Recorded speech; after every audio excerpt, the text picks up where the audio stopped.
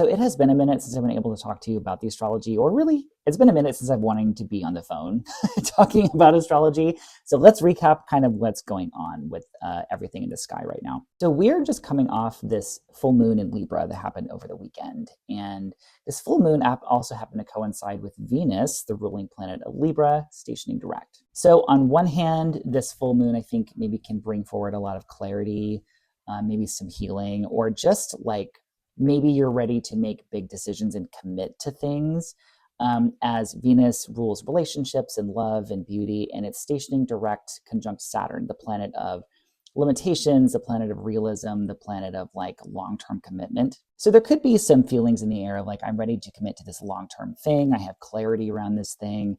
It also could be that I actually don't have time in my life or energy or in space in my life for this Venus ruled thing. It could be a relationship, it could be a job, like whatever. But the theme, I think, this week is clarity around those things and kind of getting ready to kind of know where you stand and make big decisions around those things.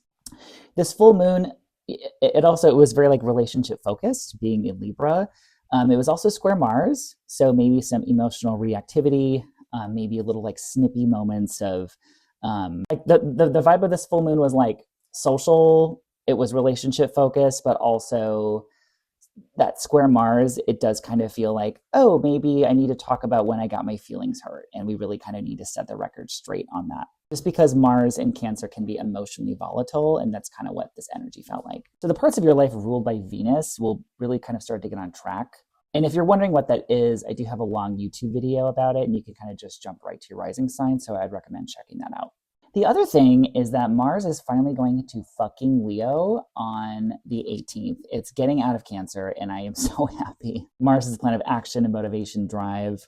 It does struggle a little bit in Cancer. Its energy and like motivation can tend to fluctuate in Cancer more than normal. So especially if you have a lot of Aries and Scorpio, or if you have a lot of Cancer placements, Mars getting out of Cancer will be helpful in general. Mars is going to run into an opposition with Pluto toward the end of the month around the new moon in Taurus.